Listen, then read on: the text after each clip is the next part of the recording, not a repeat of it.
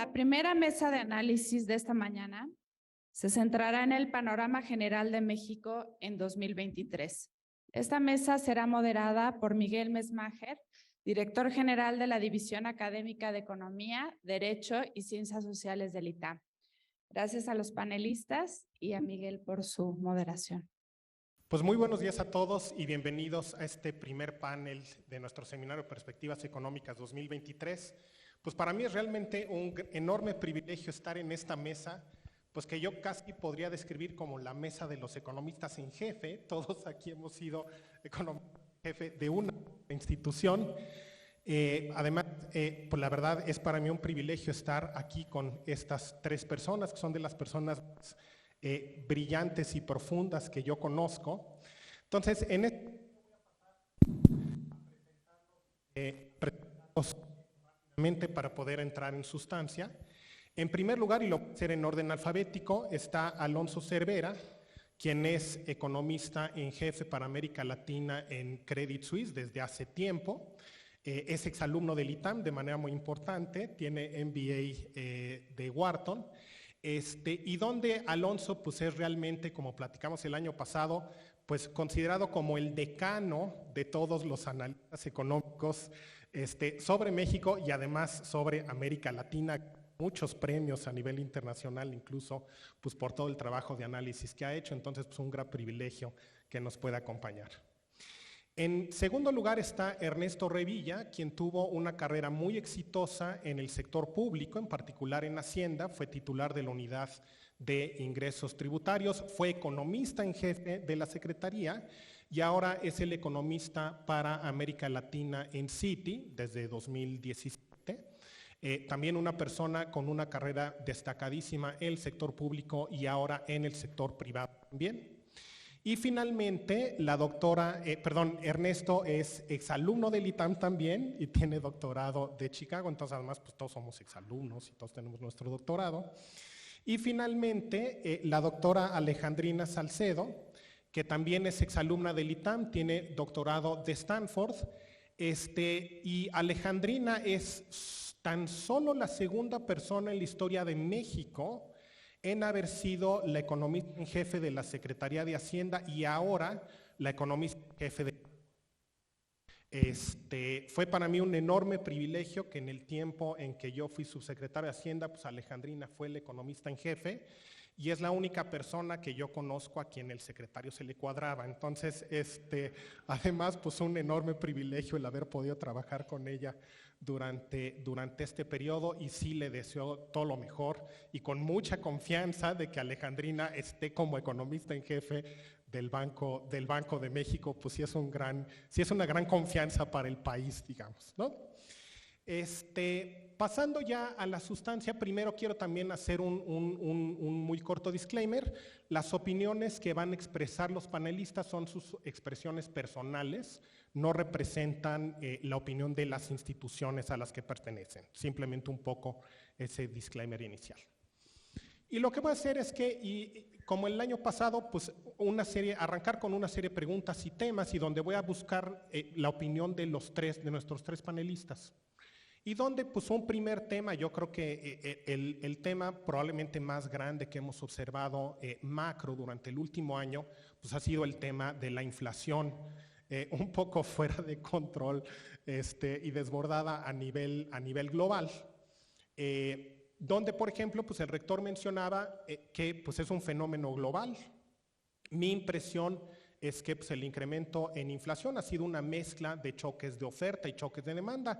Choques de oferta como por ejemplo los problemas con cadenas globales de valor a raíz del fenómeno de COVID, pero también un tema de demanda internacional en términos de, por ejemplo, pues, los estímulos monetarios o fiscales en particular tan fuertes observados en algunos países industriales como Estados Unidos. Entonces, en ese sentido, me gustaría saber si un poco pues, ustedes coinciden en que el fenómeno de inflación que estamos observando pues, es principalmente este fenómeno generado por esta mezcla de choques de oferta, choques de demanda.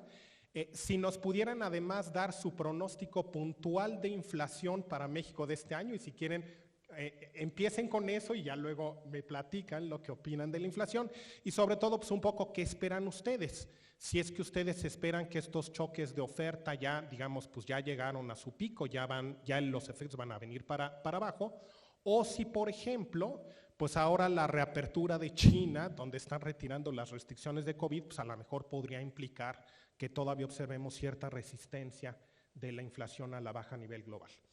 Voy a empezar de manera alfabética, entonces voy a empezar con Alonso, pero ya después en las siguientes preguntas vamos a rotar el orden.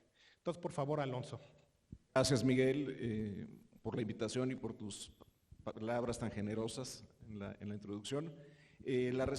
Buenos días a todos. La respuesta puntual sobre dónde vemos la inflación en Credit Suisse al cierre del 2023 es 5.3% y estimamos que el 2022 lo cerramos en 7.9%. Entonces, en números redondos, creemos que la inflación en México caerá del 8 al 5% más o menos. Y coincido contigo en que el problema de inflación originalmente se debió a temas de oferta, choques de oferta, restricciones en el transporte de mercancías, cierres de fábricas. Recordaremos en la pandemia aquí en México cerraron prácticamente todos los sectores de la economía cerraron, estábamos metidos en casa, queríamos una cerveza y no cervezas y el precio de la cerveza se disparó por la escasez. Ese es un solo ejemplo, pero creo que originalmente sí fue un tema de oferta que se vino a complicar con el tema de la guerra de Rusia y Ucrania, que le metió presiones a precios de las materias primas, trigo, maíz, fertilizantes, energía. Y ya por último, creo que este problema se vino a complicar todavía más con la reapertura.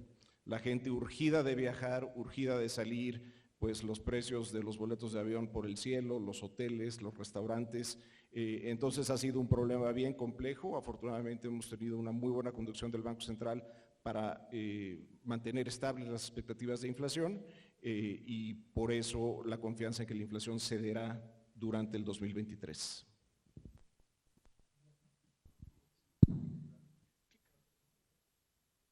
O no lo encuentro, pero bueno, gracias, buenos días. Antes que nada, muchas gracias por la invitación, Miguel, el ITAM, rector, Asociación de... Un gusto y a ver si sirve el micrófono, si no,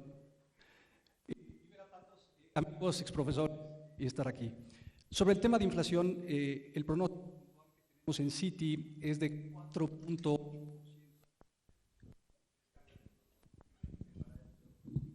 A ver ahí, gracias. Buena recomendación. Gracias, exgobernador. El pronóstico puntual que tenemos en Citi es 4.8% para la inflación en 2023, pero de manera más importante la inflación subyacente también la tenemos en 4.8%, lo cual sin duda debe ser materia de preocupación para Banco de México. Ya escucharemos a Alejandrina. Y el cierre de la inflación de 2022 ya casi está dado, ya lo comentó Alonso, cerca de 7.9%, entonces sí hay una desinflación importante, pero la gran discusión me parece es gran incógnita de por qué seguimos en México con una inflación tan persistentemente alta, sobre todo la subyacente, cuando la tasa de política monetaria ha subido de manera muy importante, en términos reales incluso, que no ha sido el caso en otros países como Estados Unidos, y con la apreciación del tipo de cambio de 5% que mencionaba el rector. Desde nuestro punto de vista, mucho de la inflación es importada. En algunos análisis y estudios que hemos hecho, hasta el 80% de la inflación en México, al menos en 2022, fue importada. Tenemos muchos choques de oferta y no parecería haber choques de demanda muy fuertes en México porque los salarios reales no sabemos cómo se están comportando. Los del IMSS están creciendo en términos reales, los salarios contractuales están cayendo en términos reales. La economía mexicana apenas llegó al nivel prepandemia hace un par de trimestres, mucho más tarde que otros países, pero tenemos una inflación muy persistente, sobre todo en la subyacente. Y eso quizás abre la hipótesis de que no tenemos idea dónde está el producto potencial de la economía mexicana y cuál es la brecha de producto. Tradicionalmente pensábamos que el producto potencial de México, el crecimiento potencial era alrededor de 2.5, 2.7%. Claramente con el deterioro que hemos platicado aquí incluso en otras ocasiones, institucional, microeconómico del país, es probable que el producto potencial sea menor y quizás la brecha del producto no sea tan grande como la pensábamos. Esto no es exclusivo a México, pasa en gran parte de los países del mundo, que hay gran incertidumbre post-pandemia de dónde se encuentra el producto potencial, pero sí sorprende que México, con una economía que apenas llegó al nivel de 2019, y acuérdense que 2019 ya era un nivel de recesión, la economía se contrajo en 2019 un poco respecto al 2018, así es que no hemos llegado al nivel de producción del 2018 y sin embargo tenemos presiones inflacionarias importantes. Así es que 4.8 en el escenario central, obviamente vamos a estar platicando en esta mesa que la incertidumbre y el rango de variabilidad de los pronósticos este año me parece más grande de lo normal por todos los temas globales y sobre todo por la FED que tenemos enfrente.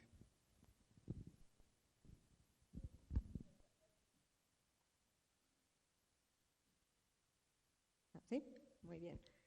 Bueno, primero que nada, muchas gracias por la invitación. Un saludo a toda la audiencia. Para mí es un gran gusto estar aquí en mi alma mater y también celebro este espacio de intercambio de ideas.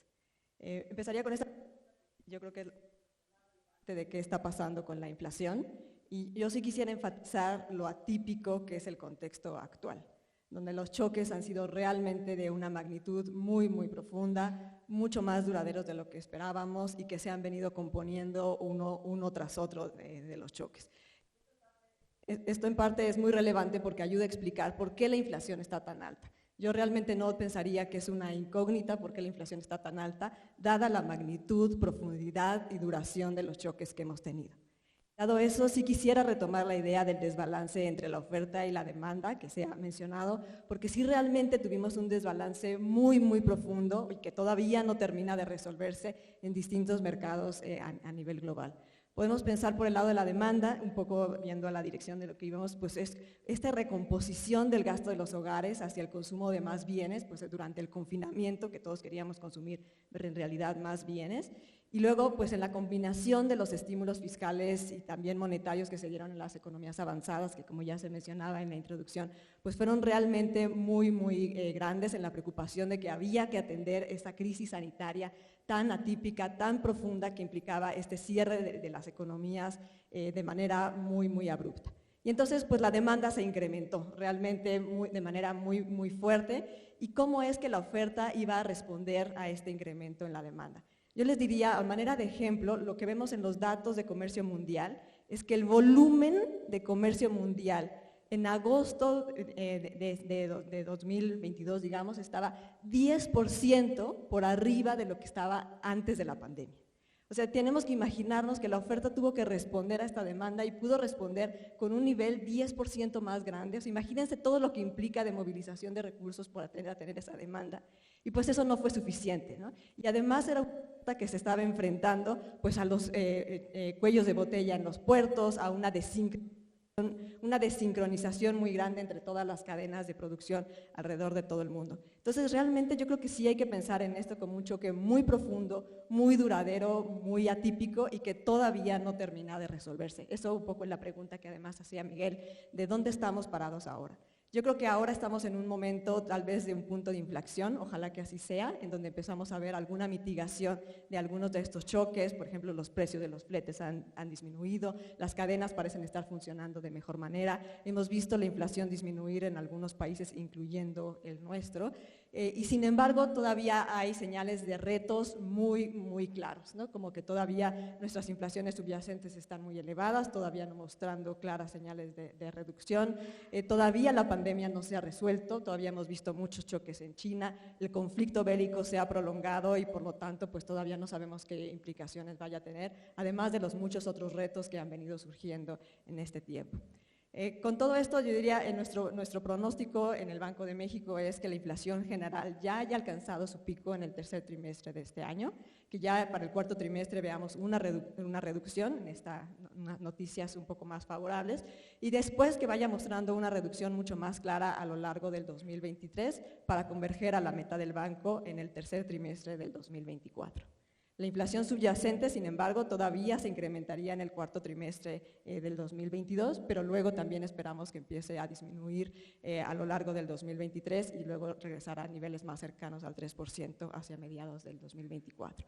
Esto en el contexto de que se vayan desvaneciendo todos estos choques que mencionaba, por supuesto el retiro de los estímulos y las acciones que los bancos centrales, y en el caso de México el nuestro, han venido implementando.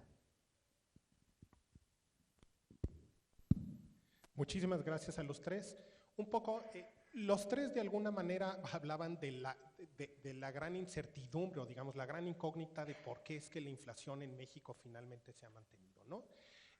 Como que hablamos mucho de temas y de choques externos, pero pues ya Ernesto ya adelantaba un poco este tema de la brecha de producto y donde tenemos esta inquietud acerca del crecimiento en México. Entonces, a mí lo que me gustaría es, a lo mejor, la pregunta de crecimiento separarla en dos y pensar un poco en el crecimiento a largo plazo, que voy a dejar un segundo, y luego pues la situación de la economía mexicana hoy en el corto plazo. En ese sentido, igual, pues les voy a pedir si nos pueden compartir su pronóstico de crecimiento para este año, y ya después una reflexión en términos de, digamos, dentro de elementos internos en la economía mexicana, la posibilidad de que tengamos presiones de demanda o presiones de oferta, si es que nos pudieran hacer alguna reflexión. Mi impresión, un poco como ya mencionaba Ernesto, pues es que muy difícil se ve la posibilidad de que tengamos presiones de demanda. Digamos, si pensáramos en que el potencial de la economía, el crecimiento potencial de la economía siguiera siendo de 1,5%, 2%, pues eso querría decir que todavía tenemos una brecha de producto de entre 6 y 8%, ¿no? Entonces parecería muy difícil pensar que a lo mejor tuviéramos presiones de demanda, con un PIB que apenas está regresando al nivel prepandemia, un PIB per cápita por debajo. Entonces, como que cuesta trabajo pensar el hecho de que pudiéramos tener un tema de presiones de demanda, a menos que el producto potencial haya caído de manera importante, donde esa obviamente pues es una pregunta, pero donde por otro lado, bueno, a lo mejor tenemos algunas presiones desde el punto de vista de oferta, pues vinculadas a, por ejemplo, cosas como salarios mínimos o algún otro tipo de posibles ajustes internos. Entonces, un poquito, ¿cómo ven ese balance ya desde el punto de vista de la economía mexicana? Empezaríamos con Ernesto, luego Alejandrina y finalmente con Alonso. Gracias, Miguel. El pronóstico puntual que tenemos en Citi para el crecimiento de la economía, voy a empezar con 2022, es 3.1%. Claramente sorprendió la economía mexicana la resiliencia en el 2022, en una buena parte por la demanda externa. Estados Unidos muy fuerte gracias a ese gran estímulo post-pandemia. Se benefició sobre la manufacturera de esa demanda externa, y muy diferente el pronóstico de cierre del 2022 respecto al que platicamos aquí hace un año. Pensábamos que la economía iba a crecer quizá la mitad de eso hace 12 meses. Para este año pensamos que la economía mexicana va a crecer 1.4%. Estamos arriba del consenso, que ayer publicamos la encuesta de entre 25 y 30 analistas que hacemos en Citibanamex cada 2 semanas. Ese consenso tiene 0.9% de crecimiento para el 2023. Creemos que va a subir pronto porque ya con ese mejor crecimiento que platicaba ya del 2022, el carry estadístico para el 2023 ya es de 1.3%, entonces muchos van a subir pronto. Muy importante, ¿qué supuesto está atrás de este 1.4% de crecimiento este año? Una recesión moderada y corta en Estados Unidos en la segunda mitad del año, pero que hace que Estados Unidos todavía crezca 0.8% en el año. Es decir, es un escenario base todavía muy bueno. No es un soft landing completo porque hay una recesión en Estados Unidos, pero es un softish landing, como dijo Powell, que cuando lo dijo todo el mundo pensó que si el piloto de avión te dice que vamos a tener un softish landing, te empiezas a preocupar un poco. Pero el escenario base no es tan malo, y con eso la economía mexicana crecería 1.4%. Un crecimiento muy bajo que nos da en promedio en la administración de AMLO 0.6% de crecimiento anual del PIB. El PIB per cápita, como la población crece 1%, va a haber caído cada año en esta administración. Y no hay una administración con un crecimiento tan bajo promedio como la que está, excepto la de Miguel de la Madrid, en toda la historia desde que tenemos medición. Entonces, el problema de México sin duda es un problema de crecimiento económico, y la gran paradoja es que tenemos muy bajo crecimiento económico, podemos discutir por qué, pero por otro lado una gran estabilidad macroeconómica. México se ve muy bien respecto a los mercados emergentes en los fundamentos macro, al mercado gusta mucho México, las tasas de interés altas, los buenos indicadores y fundamentos que tenemos, pero la tragedia de México particularmente ahora es de crecimiento, porque la diferencia entre el 0.6% que estimamos en promedio este sexenio versus el 2.4% de la administración anterior, son 400,000 empleos creados al año, es la reducción de pobreza más acelerada de 2 millones de personas que saldrían cada año que mencionaba el rector, y a la larga claramente va a generar más tensiones económicas y políticas ese bajo crecimiento económico.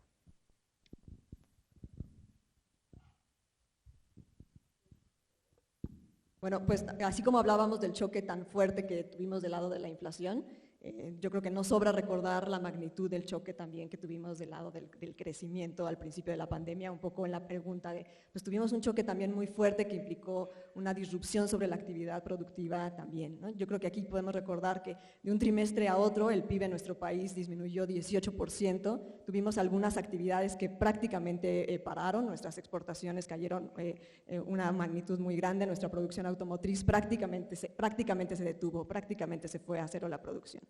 Y en parte del mercado laboral, aquí recordemos, pues la estimación es de 12,5 millones de empleos perdidos entre un mes y otro.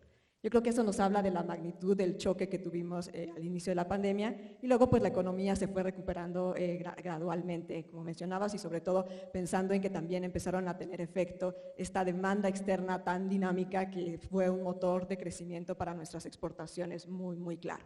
Aunque tuvimos los servicios muy rezagados y que eso fue lo que también fue haciendo que nuestra recuperación fuera mucho más lenta. Entonces, pues en este contexto es que hablábamos de que había holgura en la economía, nosotros teníamos una estimación de una brecha del producto negativo, pero esta brecha del producto se ha venido cerrando conforme la actividad se ha venido reactivando, de modo que ahorita ya estimaríamos una brecha del producto que no es estadísticamente distinta de cero.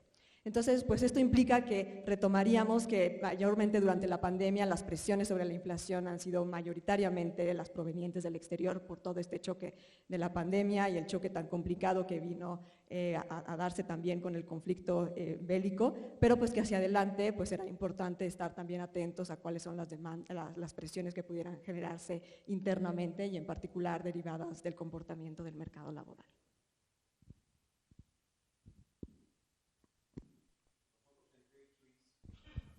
Nosotros en Credit Suisse estamos pronosticando que la economía mexicana crecerá 1% en 2023. Estamos en línea con el consenso, después de que el crecimiento el año pasado fue cercano al 3%. Yo me gustaría destacar que el año pasado fue generalizado. La demanda externa impulsó a nuestro Producto Interno Bruto. Si vemos los distintos componentes de la demanda, o por lado de la oferta,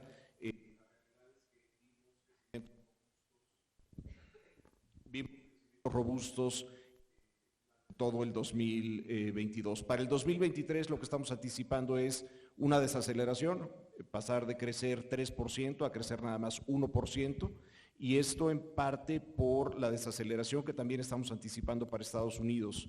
Estados Unidos el año pasado del 1.8%, para este año estamos anticipando 0.7%, gracias. 0.7% de crecimiento para Estados Unidos. No estamos viendo una recesión, tal vez el pronóstico del mercado es que sí habrá recesión en Estados Unidos. Nosotros en Credit Suisse creemos que no. Los datos de empleo siguen siendo fuertes. Hoy tuvimos el reporte de empleo para el mes de diciembre y fue bastante bueno. Pero, en fin, el que Estados Unidos se desacelere casi a la mitad de lo que creció el año pasado es una mala noticia para nosotros, es un viento en contra para nuestra economía. Si a eso le sumamos la restricción monetaria y el hecho de que la postura fiscal sigue siendo bastante apretada en el país, debemos estar anticipando una mucho menor tasa de crecimiento. Entonces, 1% para el año.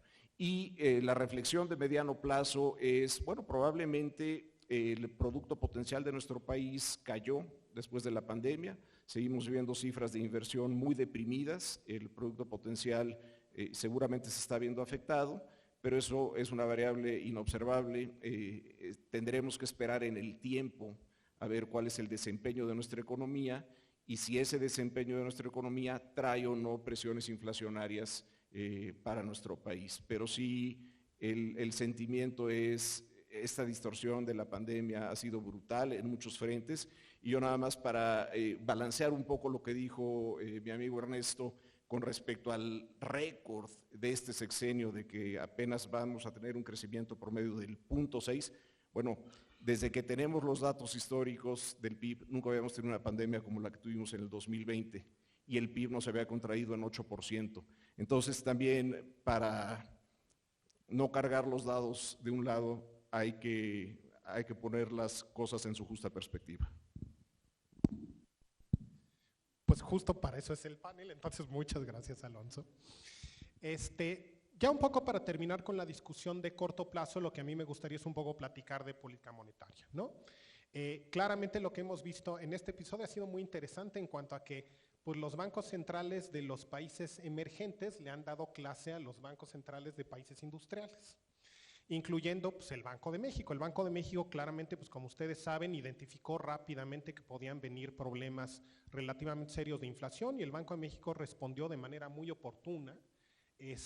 Como ya mencionaba Alonso, ni siquiera ha sido Alejandrina, sino que fue pues, Alonso y Ernesto, pues el banco claramente respondió de tal manera que, digamos, limitó el impacto de la inflación importada a través pues, de limitar un poco pues, el nivel del tipo de cambio. Entonces, obviamente, un poco la estabilidad que hemos observado o incluso apreciación que hemos visto del tipo de cambio pues, ayudó para limitar la inflación importada.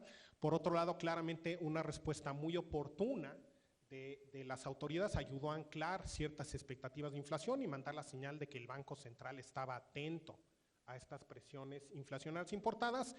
Y también un poco en cuanto a balance, un poco como lo hacía Alonso, pues también hay que reconocer, digamos, por razón, desde el punto de vista fiscal o de eficiencia, podrá no gustarnos el manejo de precios públicos, pero es indudable que el manejo de ciertos precios públicos ha ayudado para limitar el impacto inflacionario pues, de algunos de estos choques, particularmente en el caso de los energéticos, ¿no? Entonces, en ese sentido, yo creo que sí podemos considerar que ha habido una buena labor del Banco Central, pero por otro lado, digamos, pues también depende del contexto, depende un poco de lo que esté haciendo la Reserva Federal y de qué vaya a pasar a nivel internacional. Entonces, sí me gustaría un poco preguntarles a los panelistas qué esperan ellos que vaya a estar haciendo un poco pues, la Reserva Federal durante el próximo año. Realmente, ¿qué podemos esperar? La Reserva Federal pues, va a seguir apretando o no durante este 2023. ¿Y qué esperarían que vaya a estar haciendo el Banco de México? Si bien pues, me queda claro que para Alejandrina esa es una pregunta muy delicada, así que le daremos cierta laxitud en cuanto a cómo la quiera contestar. En ese sentido, le voy a dar la palabra primero a Alejandrina, que se le había pasado darnos su pronóstico de crecimiento, entonces nos va a dar su pronóstico de crecimiento y luego nos va a decir qué espera para la política monetaria, y después pasamos con Alonso y con Ernesto. Alejandrina, sí, por favor. Muchas gracias. Muy bien, cerrar la parte de crecimiento, efectivamente, el pronóstico que tenemos es de un crecimiento de 3% para el 2022, esto bastante en línea con lo que ya se mencionó, dado pues que hay menos incertidumbre para el cierre del año. Pero hacia adelante yo creo que parte del mensaje sería la gran incertidumbre que hay sobre lo que vaya a ocurrir, dado pues esta incertidumbre sobre si vamos a tener una desaceleración o qué tan pronunciada va a ser la desaceleración. Yo atribuiría ahí también algunas de las diferencias que estamos viendo en los pronósticos en general, ¿no? Nosotros en el banco tenemos un pronóstico de 1.8 para el 2023 y esto refleja pues la desaceleración que sí se espera para la actividad económica en general en el mundo, en particular en Estados Unidos, que como saben pues influye mucho en lo que vaya a ocurrir con la nuestra. Para el 2024 nosotros tenemos una previsión de 2.1% conforme se vaya recuperando la actividad económica global y de Estados Unidos en particular, y también que podamos ir viendo una recuperación de nuestro mercado interno también más marcada. Eso es lo que tenemos para nuestro pronóstico, con mucha incertidumbre, como decía. Ahora, pasando a la parte de política monetaria, Yo creo que aquí lo primero a retomar es el entorno tan complicado que hemos venido mencionando de la pandemia, del conflicto bélico, que generó estas presiones inflacionarias tan fuertes. Yo lo decía como los choques tan profundos, tan duraderos, mucho más fuertes de lo que estábamos esperando, y que eso es el entorno que cada vez se complicaba más por el que tenía que navegar pues, los que iban a tomar las decisiones de política monetaria. Y entonces, pues efectivamente, en este contexto tan complicado fue que en el Banco de México la Junta de Gobierno decidió incrementar la tasa en junio del 2021. Imagínense, esto era ya antes de que se viera la complicación que se iba a dar con el conflicto bélico entre Rusia y Ucrania. Y entonces, pues la Junta empezó a incrementar la tasa, tuvimos 4 incrementos de 25 puntos base en este entorno tan complicado, y luego tuvimos 4 incrementos de 50 puntos base, pues porque todavía se venía el entorno tanto más complicado. Luego ya estábamos en el periodo donde la guerra en Ucrania estaba siendo mucho más claro que el entorno era todavía más complicado, y entonces fue que la Junta de Gobierno tuvo este nuevo mensaje, decir, a ver, tenemos que ser mucho más contundentes para hacer frente a este entorno que se ha venido complicando todavía más, e incrementó la tasa en 75 puntos base. Eso era algo que no habíamos visto desde que tenemos como herramienta una tasa de referencia. Y la Junta decidió en 4 ocasiones incrementar la tasa en 75 puntos base. Yo creo que esto mostraba en todo momento el gran compromiso que tiene la Junta de Gobierno con su mandato constitucional y de hacer frente a la inflación. En esta última decisión, que es la que corresponde a diciembre, el incremento en la tasa fue de 50 puntos base. Yo lo explicaría en este balance delicado del que ya hablaba en la mención anterior, en el que pues, tenemos algunas noticias un poco más alentadoras respecto a la inflación general disminuyendo, algunos de los indicadores de las cadenas mitigándose o algunas reducciones en algunas de las referencias internacionales, pero sin dejar de quitar el dedo del renglón en lo complicado que está el entorno todavía, donde hemos visto que la inflación subyacente pues está muy alta y todavía no muestra unas señales claras de disminución, y todavía pues los riesgos están al alza, el balance de riesgos para la inflación está al alza. Retomaría así pues este compromiso que ha tenido la Junta con el mandato constitucional, y yo creo que ha sido muy clara la Junta al respecto, y ha mencionado algo que es muy relevante de la importancia de mantener las expectativas de inflación bien claras. Parte del quehacer o del impacto que se busca con estos incrementos en las tasas es pues, dar la confianza de que el banco está muy comprometido y lograr el anclaje de las expectativas. Porque de otro modo se vuelve todavía mucho más complicado hacia adelante el control de la inflación. Ahora, preguntabas un poco de qué pasa con las condiciones externas y qué implicaciones tiene esto para las decisiones. Aquí lo que yo diría es la Junta de Gobierno del banco toma en cuenta el comportamiento de la inflación, el comportamiento de todos los determinantes de la inflación y de las expectativas en general. Se fija en todas las variables que sea posible, pero no en la evolución de ellas por su efecto en sí mismas o por su comportamiento en sí mismas, sino por cuáles son las implicaciones que estas variables tienen sobre la evolución de la inflación en nuestro país, sobre el entorno inflacionario en México. Y es en este contexto pues, que cada una de ellas se evalúa. Ahora, preguntas también qué va a pasar con la tasa, y pues obviamente que esta es una pregunta difícil, pero voy aquí a comentar que durante todo este periodo complejo el banco ha introducido lo que llamamos una guía futura o una orientación futura en lo que ha ido dando un poco más de señal de qué es lo que espera que ocurra con la tasa hacia adelante. Lo que dice el último comunicado, y que es el publicado en diciembre, en primer lugar, es que la Junta de Gobierno considera que todavía será necesario incrementar la tasa de referencia en la próxima decisión. Entonces, pues esto ya nos da una señal de lo que al menos la siguiente decisión pueda ocurrir, si bien pues esto es solamente el corto plazo, porque la guía futura de este comunicado también nos dice lo siguiente: hacia adelante valorará la necesidad de ajustes adicionales en la tasa de referencia y la magnitud de los mismos de acuerdo con las circunstancias prevalecientes. Entonces, pues eso es lo que nos está diciendo la Junta que va a evaluar en el comportamiento hacia adelante. Yo creo que no sobra que concluya diciendo que la Junta siempre ha sido muy explícita del compromiso que tiene con su mandato constitucional en este entorno tan complicado de presiones inflacionarias.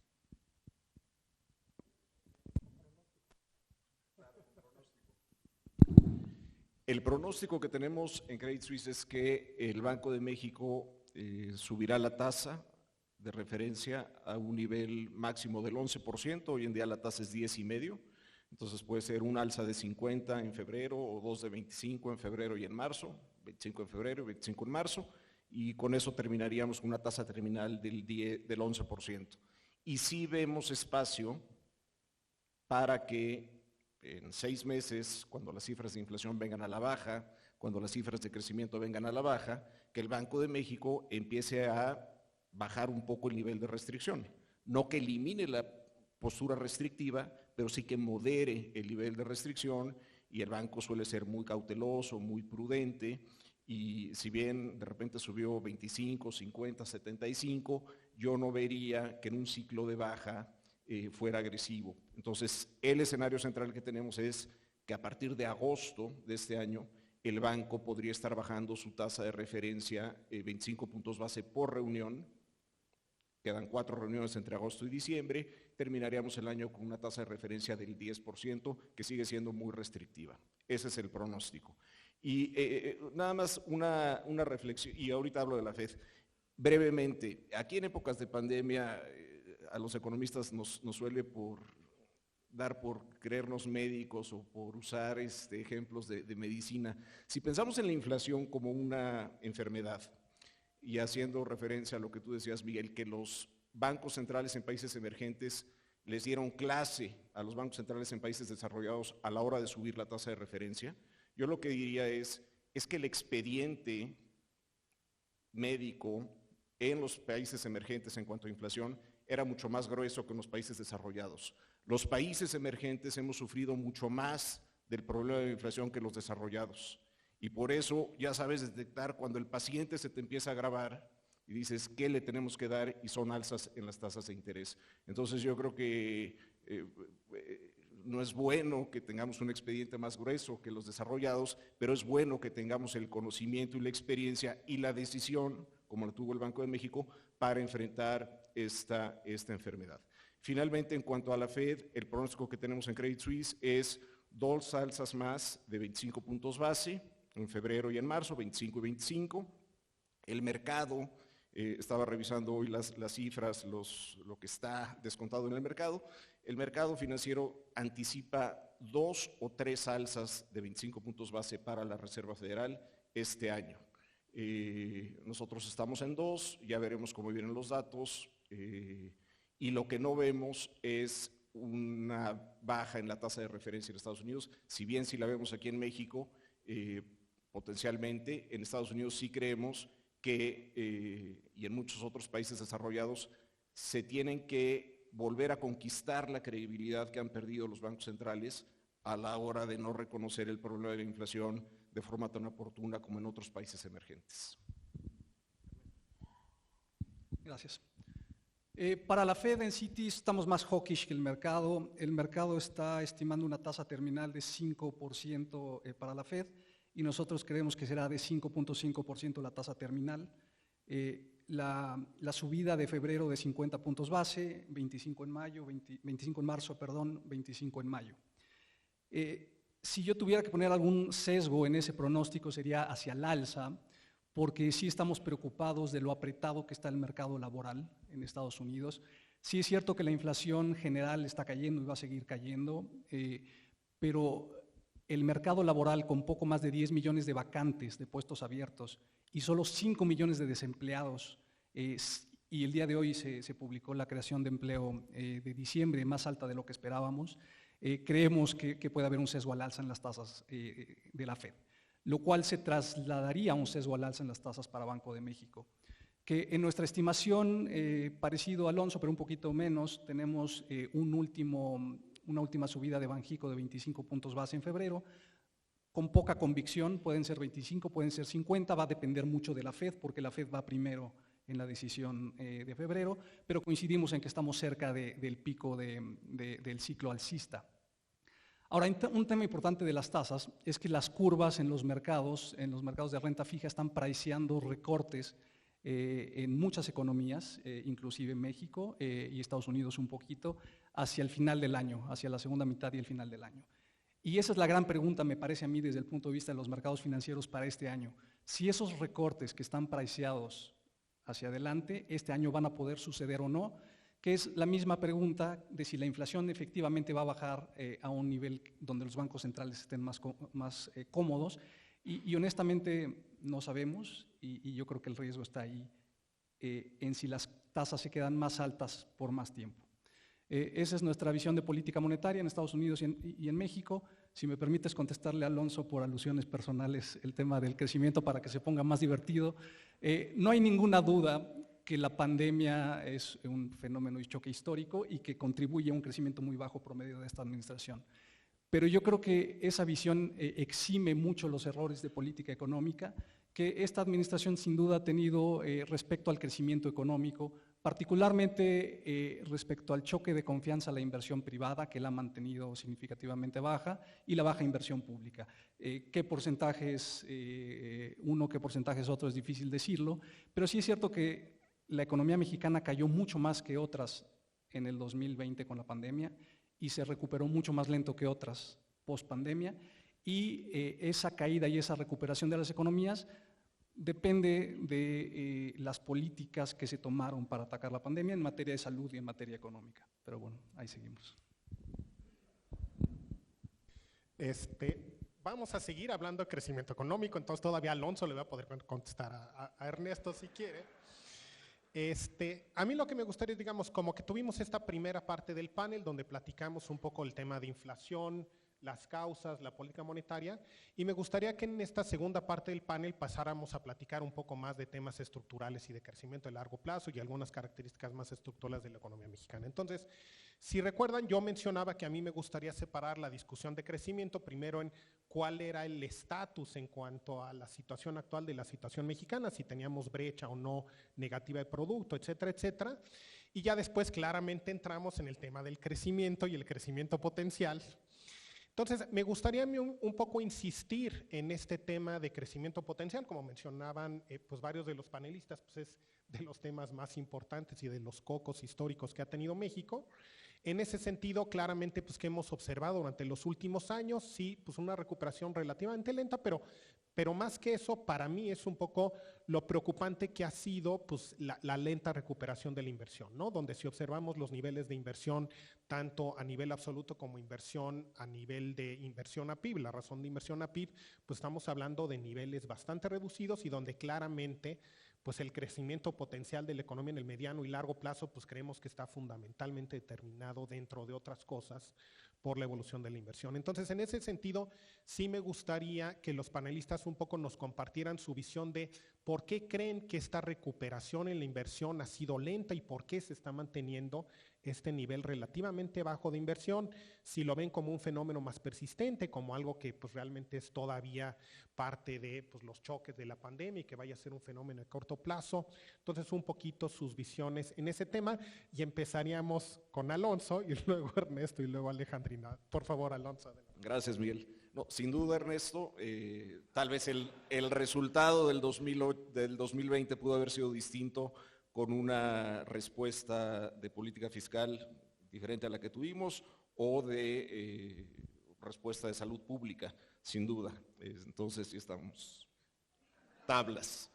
En cuanto a la inversión, ¿por qué la inversión sigue tan deprimida? La inversión como proporción del PIB es alrededor del 18%, ¿no? Creo que un tema central es el tema de la gobernanza en el país. El Banco de México captura esto de forma recurrente en sus encuestas mensuales que con gusto respondemos.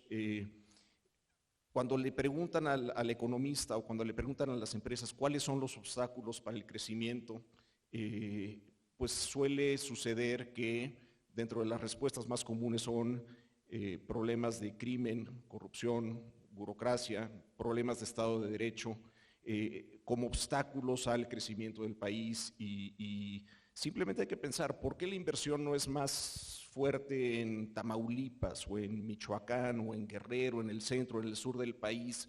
Pues no es nada más por un tema de disponibilidad de mano de obra o calificación de la mano de obra, es también quién se quiere meter en muchos de esos territorios. Entonces ese es un tema que hay que abordar, no es un tema que le compete al Banco de México, no es un tema que le compete a la Secretaría de Hacienda, es un tema institucional y es un tema que yo creo que debe estar con nosotros y que lleva con nosotros ya varios años. Y tal vez en la coyuntura, pues la incertidumbre también jurídica relacionada con el cumplimiento o no del TEMEC. Tenemos esta queja formal de Estados Unidos y de Canadá de que México está incumpliendo el TEMEC en algunas áreas, por ejemplo, en el sector energético. Pues si está por decidirse si sí o no, y si está por verse qué va a pasar, por ejemplo, con la ley de la industria eléctrica, pues habrán empresas que tal vez no les importa el tema del crimen o del Estado de Derecho, de la corrupción, lo que sea, pero que sí digan bajo qué reglas del juego me voy a regir en cuanto a la matriz energética del país. Me conviene lanzar una inversión manufacturera si voy a tener incertidumbre sobre si va a haber electricidad o no.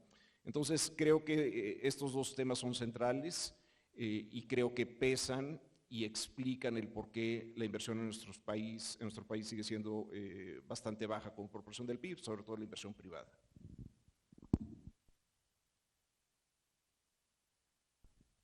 Gracias. La verdad que poco que añadir porque coincido completamente con el diagnóstico de Alonso. Creo que la economía mexicana está sobrediagnosticada y todos aquí sabemos muy bien los grandes retos estructurales que tiene la economía mexicana, que al final se resumen en la productividad y eso lo hemos sabido desde hace mucho tiempo. La necesita son reformas que incrementen la productividad, que se han hecho en diferentes administraciones, ahora no, pero que todavía no hemos logrado incrementar esa productividad. El nivel de inversión total en México, alrededor de 15 puntos del PIB, es bastante bajo, es 4 puntos porcentuales más bajo que lo que teníamos en 1994, es 2 puntos porcentuales menos de lo que teníamos en 2006.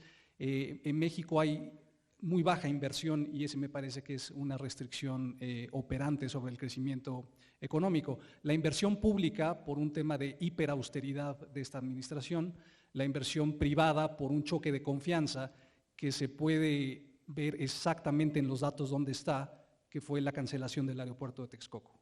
Ese día cayó la confianza del sector privado en México y no se ha recuperado 4 años después. Entonces el tema del producto potencial es, como ya hemos platicado, una tragedia me parece por todas las consecuencias que tiene. El crecimiento económico, sabemos, no es un fin en sí mismo, es un medio para los objetivos que queremos lograr, pero también la política coyuntural de crecimiento de este gobierno es mala, porque si resumiéramos la economía mexicana en 4 palabras en términos del policy mix, de la mezcla de política que tiene, es una macro apretada y una mala micro. Tight macro, bad micro. La macro es muy apretada en lo fiscal por esa preferencia por hiperausteridad. La política monetaria es muy apretada por el tema de inflación. Y la microeconomía es muy mala por todos los temas que platicó Alonso. Y cuando uno en un modelo económico junta una macro muy apretada con una micro muy mala, lo que tiene es bajo crecimiento económico. Y eso es lo que tiene esta administración. Pero la contraparte de ese tight macro y bad micro es que tenemos mucha estabilidad macrofinanciera, un tipo de cambio que en 4 años se ha mantenido prácticamente estable.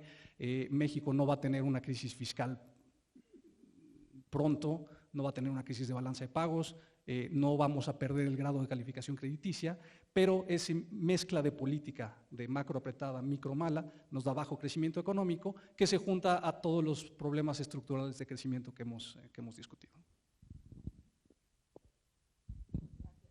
Bueno, primero concordaría con tu apreciación de que el tema del crecimiento es permanente y sobre todo dada la importancia que tiene para el bienestar de la población. Y concordaría también con parte del diagnóstico que, bueno, primero diría, yo creo que el tema del crecimiento no tiene una solución fácil, ¿no? Siempre también ha sido un reto encontrar cuáles son aquellas recetas o cuáles son aquellas recomendaciones, y lo estoy poniendo de manera simplificada, pero es cuáles son aquellas políticas que se deben implementar y que no es un tema trivial. Pero yo creo que sí hay algún consenso con algunas políticas que en general se tienen que implementar o que un país tiene que tener activas para poder tener un entorno favorable de crecimiento, y son pues las que aquí se mencionan, ¿no? Alonso y Ernesto están mencionando. Yo lo resumiría en la fortaleza del marco institucional, que tengamos un marco institucional fuerte, y eso involucra la gobernanza, que ya se mencionaba, también la seguridad, que puede ser la seguridad física y la seguridad jurídica, que tiene que ver con el cumplimiento de contratos, una regulación que sea eficiente y pues lo que tenga que ver con la atracción de la inversión, el acceso a los insumos, que incluye tener una buena infraestructura y también un capital humano que sea pues de la calidad requerida, ¿no? Todo esto en la parte de lo que tenemos de consensos de hacia dónde un país debería querer ir para generar un entorno favorable para el crecimiento.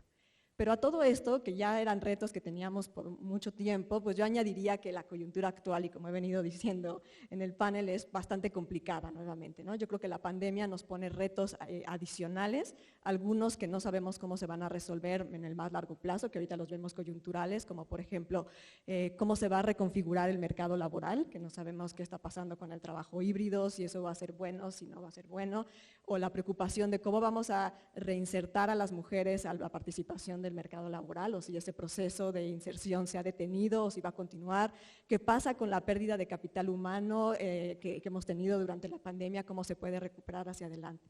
Y todo eso diría, pues a lo mejor es pues, algo coyuntural en términos de lo que está pasando, pero que se puede volver en un problema pues mucho más permanente y de retos hacia adelante. Y luego, ¿qué implicaciones también puede tener la pandemia en algunos eventos que tienen que ver con la inversión que preguntabas? Ya, por ejemplo, nuestro sector de la construcción se ha visto particularmente afectado por la pandemia, ¿no? Hay mucha incertidumbre sobre qué construyo, una casa o una oficina, ¿no? ¿Qué construyo? Pues algo para las manufacturas, pero ahorita toda la automotriz ha estado detenida porque tiene escasez de chips, mejor voy a esperar a ver qué es lo que tengo que hacer.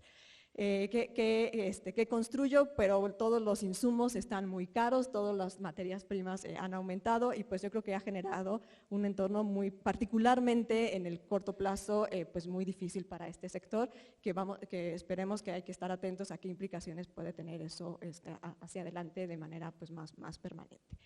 Y luego además diría, y yo creo que en este foro vamos a ver algunos de los paneles interesantes en algunas de otras dimensiones que también complican la coyuntura, que es qué está pasando con el cambio climático, ¿no? ¿Qué implicaciones tiene eso para el crecimiento? ¿Qué implicaciones puede tener las políticas que tengan que implementarse para poder hacerle frente? O todos los conflictos geopolíticos que se están presentando actualmente. También implican la reconfiguración de las cadenas, que también pueden tener implicaciones para el crecimiento, o algunas otras reconfiguraciones estructurales sobre las que vamos a tener que estar atentos.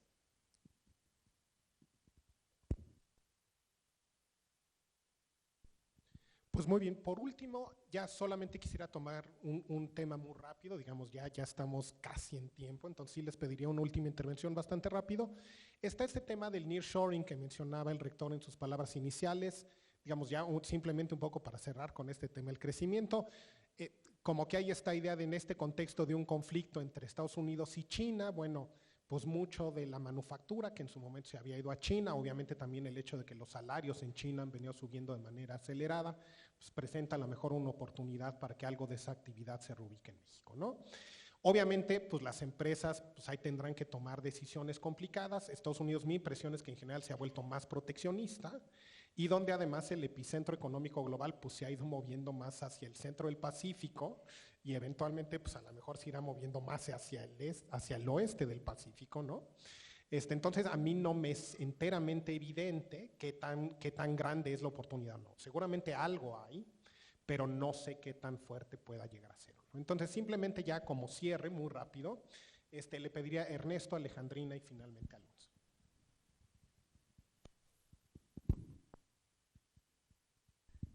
No hay duda que el nearshoring o friendshoring es la gran oportunidad de México en el mediano plazo. Los grandes choques globales que hemos tenido recientemente, todos apuntan hacia una reconfiguración de las cadenas de valor. La guerra comercial de China con Estados Unidos, que empezó con Trump, pero que continúa y es un tema que seguirá hacia adelante por décadas. La pandemia, la guerra de Rusia con Ucrania, todos esos choques van en el mismo sentido de que las cadenas de suministro van a querer estar más cerca de la demanda, más integradas geográficamente, y la gran ventaja comparativa de México es la geografía y estar pegados en el tratado, en el TEMEC, en la región de América del Norte. En el corto plazo no creemos nosotros que vaya a mover la aguja en los números macro, el crecimiento de este año, el crecimiento del próximo, pero a nivel anecdótico ya se ve muchísimo actividad en el norte del país y en algunos sectores. No hay parques industriales ya disponibles en el norte del país. Estamos viendo mucha actividad con nuestros clientes por parte de Citi, a pesar del choque negativo que tenemos en la confianza de México. Para terminar, en una nota positiva, es cierto que yo he mencionado todo este panel que el problema de México es el crecimiento, pero por otro lado, si juntamos todo el escenario macro que platicamos aquí, no es tan malo para México en 2023. Tenemos sí crecimiento bajo, pero tenemos una inflación que ya alcanzó su pico, como se ha dicho, tenemos tasas de interés que ya están llegando al pico y empezarán a bajar, y sobre todo si alguien nos dijera que la Fed está en su ciclo de alzas más agresivo, probablemente de los últimos 40 años, estaríamos muy preocupados sobre México. La crisis de deuda de los 80 empezó con un ciclo de alzas de la Fed, la crisis 94-95 empezó con un ciclo de alzas de la Fed y ahora es muy distinto la fortaleza institucional macroeconómica que tiene México gracias a la trayectoria que hemos tenido en los últimos 30 años. Sí, gracias. Bueno, el rector nos hacía una invitación a leer un documento que obviamente que es muy relevante y además va a haber un panel aquí pues, de expertos que yo creo que va a ser muy interesante. Pero yo quería invitarlos a leer un estudio que publicamos en el Banco de México sobre el nearshoring con el objeto de entender si esto ya se estaba dando un poco más allá de algunas de las anécdotas que estábamos escuchando. Porque justamente la pregunta era, ¿ya estaremos viendo esto? Y en los datos es realmente muy difícil verlo porque uno tiene que pensar en el contrafactual de cómo se estarían comportando estos datos si no tuviéramos el nearshoring. Y entonces lo que hicimos fue darnos a la tarea de ir y preguntar explícitamente a las empresas que encuestamos recurrentemente, ¿ustedes ya se están viendo beneficiados por el nearshoring? Sí o no. Ya lo están viendo en sus datos de demanda, en sus datos de inversión directamente. Y encuestamos alrededor de 1.500 empresas en nuestro programa recurrente y algunos directivos empresariales con entrevistas también. Y la respuesta es que sí lo están viendo, ¿no?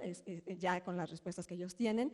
El número agregado a nivel nacional que tenemos es de 16% de las empresas que nos respondieron que están teniendo cierto beneficio, pero aquí hay que tener cuidado de que este 16% incluye empresas de todos los sectores, ¿no? Obviamente los números son más altos en el norte, y los números son más altos claramente en aquellas empresas exportadoras o aquellas que podemos pensar que están inmersas en las cadenas globales de producción. Entonces yo creo que esto pues ayuda a entender cómo se está dando este fenómeno.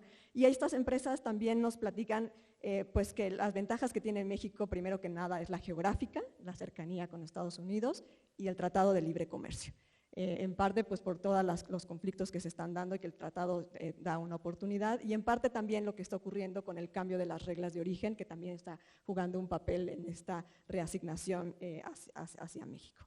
Ahora, pues yo del panel voy a estar muy interesada también en cuál va a ser la opinión que vaya a haber sobre qué implicaciones puede tener para la eficiencia productiva a nivel global esta relocalización. Yo creo que eso es algo a lo que vamos a tener que estar atentos y además pues también en términos de cuál es el horizonte en el que este proceso se puede dar. Mi opinión es que puede ser lento porque es costoso, hay que imaginarse pues traer todas las redes de producción de un país a otro, buscar nuevos proveedores de insumos, buscar los nuevos contactos, ¿no? Que yo creo que eso pues no es algo que pueda darse de manera fácil.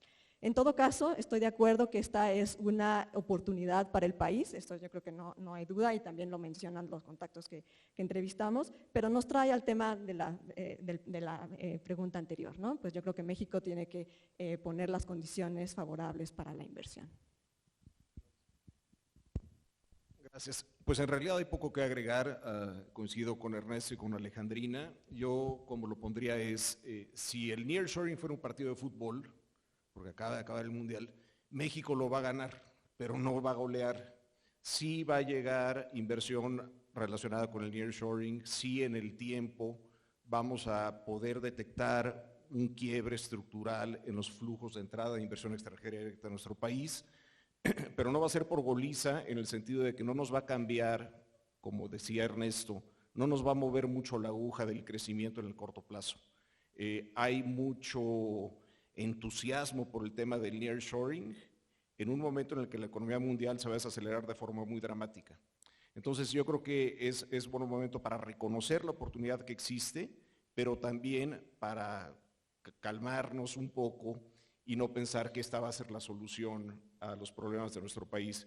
Ya hace 20 años en el mercado financiero se hablaba de la convergencia de México a Estados Unidos y que la familia mexicana cada vez iba a parecer más a la familia americana. No ha sucedido. Hace 6 años hablábamos del Mexico Moment. No ha sucedido.